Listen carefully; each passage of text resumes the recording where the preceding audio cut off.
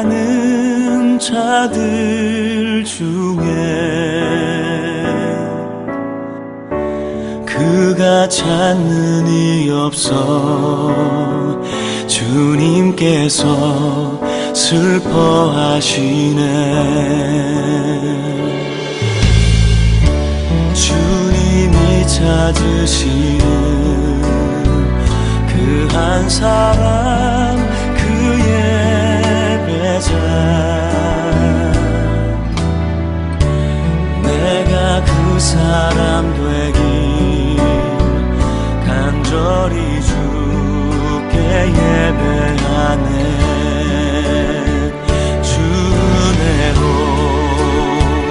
이곳에 서 있네. 주 임재에 엎드려 절하네. 그 어느 것도 난 필요 없네. 주님만 경배해. 주 은혜로 이곳에 서 있네. 주 임재에 엎드려 절하네. 난 필요 없네.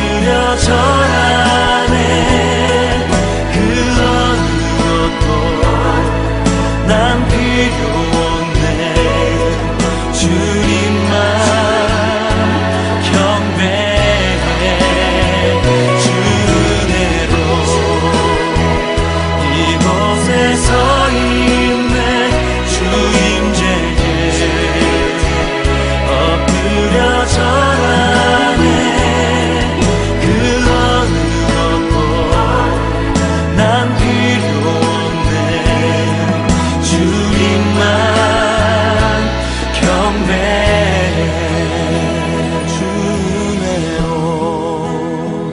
이곳에 서 있네. 주 임재에 엎드려 절하네. 그 어느 것도 난 필요 없네. 주님만 경배해. 그 어느 것도 난 필요 없네. 주님만 경배해.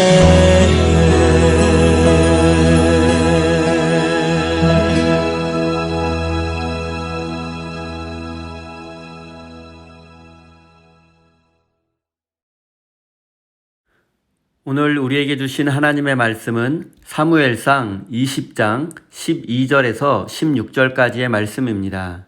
다 같이 화면을 보시면서 함께 읽겠습니다. 요나단이 다윗에게 약속하였다.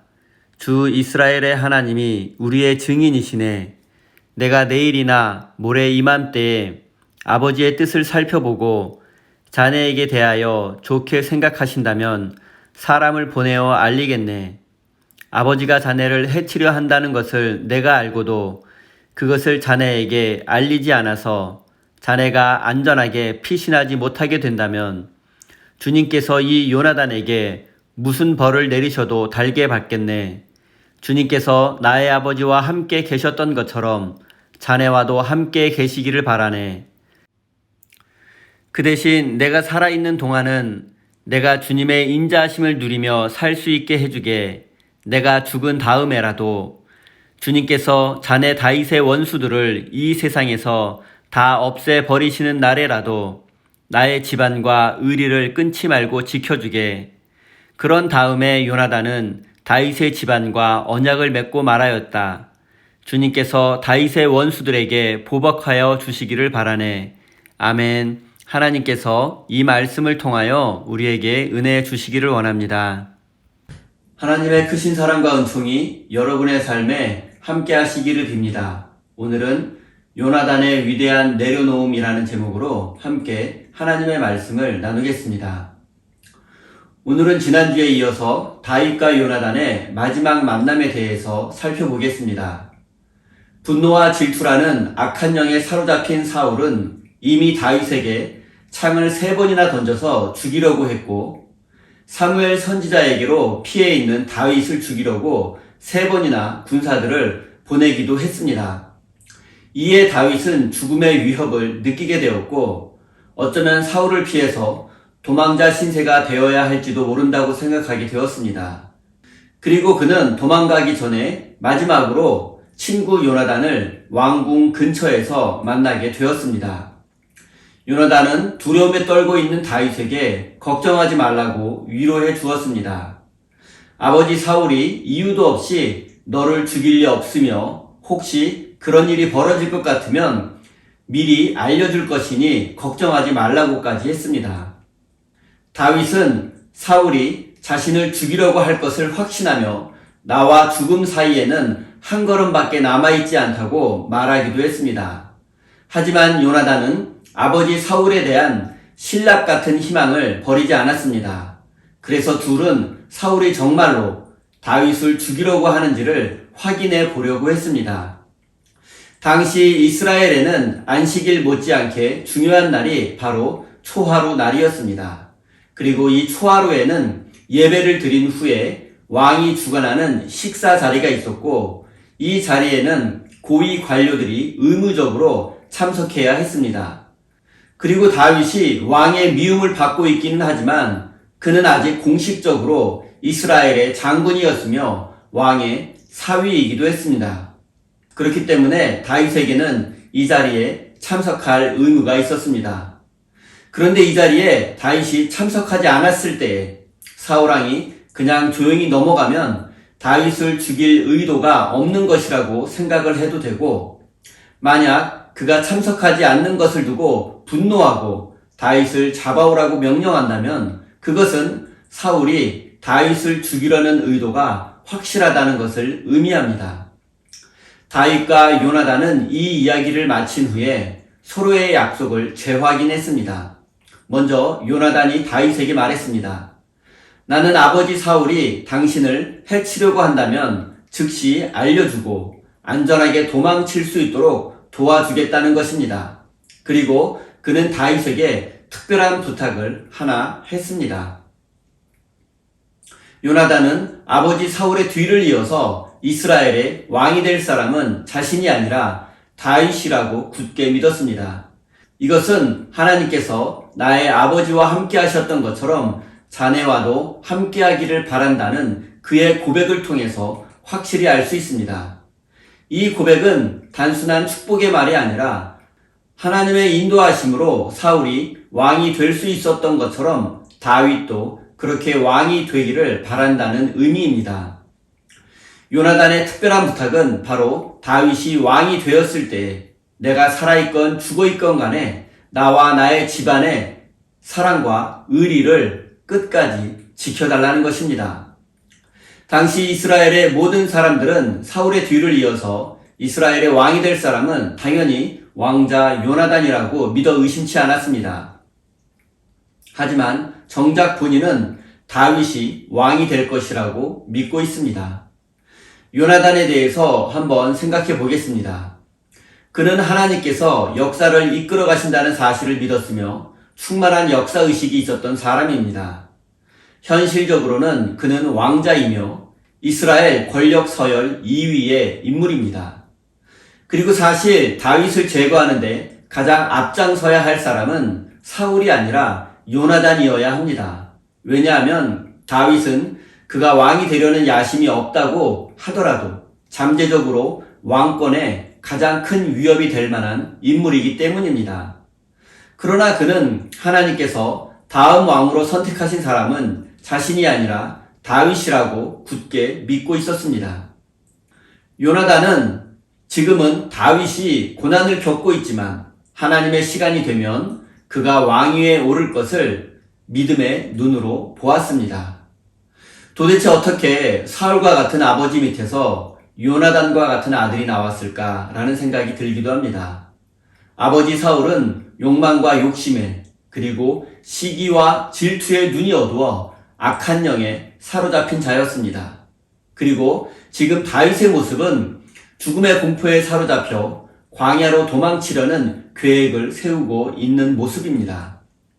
그런데 요나단은 지금 이렇게 초라한 다윗에게 이스라엘의 미래가 달려있음을 믿음의 눈으로 보았던 사람이었습니다. 그는 권력을 장악하여 놓지 않으려는 아버지 사울의 광기를 보면서 권력에 대한 환멸을 느꼈을 수도 있습니다. 그는 왕조가 교체되고 새로운 왕이 왕위에 오르게 되면 가장 먼저 하는 일이 왕권에 위협이 되는 자들을 제거하고 정치적으로 걸림돌이 되는 자들을 제거하느라 피바람이 불 것을 알고 있었습니다.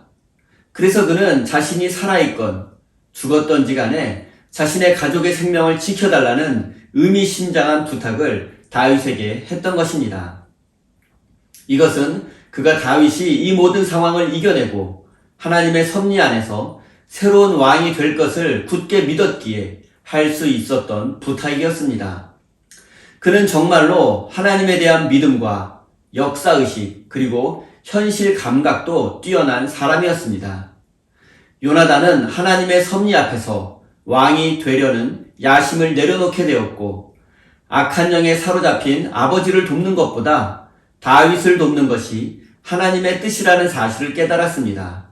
그리고 그로 인해서 아버지 사울의 더 큰 범죄를 막을 수 있었고 나중에는 아들 무비보셋의 죽음까지도 미리 막을 수 있었습니다. 만약 요나단이 자신의 당연한 권리를 행사하여 왕이 되려고 했다면 다윗은 왕이 되기 어려웠을 것이고 많은 피를 흘릴 수밖에 없었기 때문에 위대한 왕이 될 수 없었을 것입니다.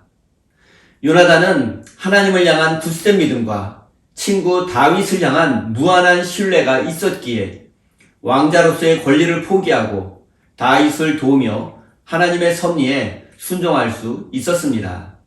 사랑하는 성도 여러분, 하나님의 섭리가 느껴지는 순간이 있다면 그리고 내 욕심과 야망을 내려놓고 내가 작아져야지만 하나님이 높아질 수 있다는 사실을 깨닫게 된다면 요나단처럼 결단하고 믿음으로 순종하는 사람이 되기를 바랍니다.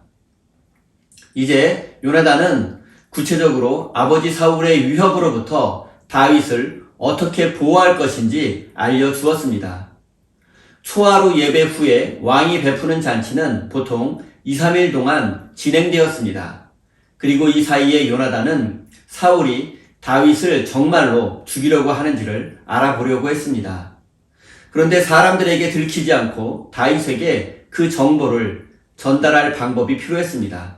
그래서 둘은 아무도 모르게 둘만 아는 약속을 했습니다. 그것은 바로 다윗은 왕궁 앞 들녘에 있는 에셀바위 곁에 숨어 있고 요나단은 활을 쏘아서 신호를 보내고 사실을 알려주는 방식입니다.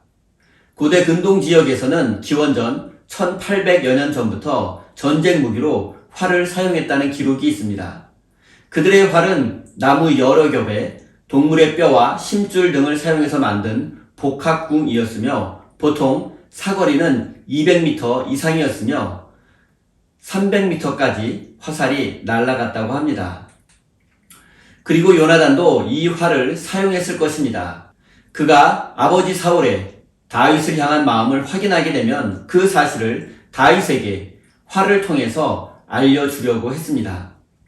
만약 사울이 다윗을 죽이려는 마음이 없는 것으로 확인된다면 다윗이 숨어있는 에셀바위 쪽으로 화살을 쏜 후에 병사를 보내서 화살이 이쪽에 있으니 가져오라고 말한다면 그것은 다윗에게 안전하니 왕궁으로 돌아와도 된다는 뜻입니다. 그리고 만일 사울이 다윗을 죽이려는 것이 확실하다면 요나단은 화살을 더 멀리 쏴서 병사에게 더 멀리 가서 화살을 가져오라고 말합니다. 그리고 그것은 다윗에게 도망치라는 의미입니다. 다윗과 요나단은 이렇게 서로 약속했습니다. 사랑하는 성도 여러분, 요나단은 친구를 살리고 하나님의 뜻에 순종하기 위해서 악령에 사로잡힌 아버지 사울을 배신했습니다. 인간적으로 보면 왕과 아버지를 배반한 것일 수도 있지만 그에게 더 중요한 것은 하나님의 뜻과 섭리였습니다. 그리고 결과적으로 그의 믿음을 통해서 아버지의 더 큰 죄를 막을 수 있게 되었고 나중에 있을 재앙으로부터 가족을 구원하게 되었습니다. 사랑하는 우리 세인교회 성도 여러분, 만약 요나단의 위대한 내려놓음이 없었다면 우리가 알고 있는 위대한 왕 다윗은 존재할 수 없었을 것이며 하나님의 섭리도 이루어지지 못했을 것입니다. 지금 여러분이 하나님 앞에 내려놓아야 할 것은 무엇인지 한번 생각해 보시기 바랍니다. 하나님의 나라를 위해서 그리고 우리 세임교회를 위해서 여러분이 내려놓고 순종해야 할 것이 무엇인지 깊이 묵상해 보시기 바랍니다. 여러분의 위대한 내려놓음과 순종을 통해서 하나님의 나라가 확장되고 우리 세임교회가 건강한 교회로 세워져 가기를 예수님의 이름으로 축원드립니다. 우리 다 함께 주신 말씀 가슴에 새기며 기도의 자리로 나아가겠습니다.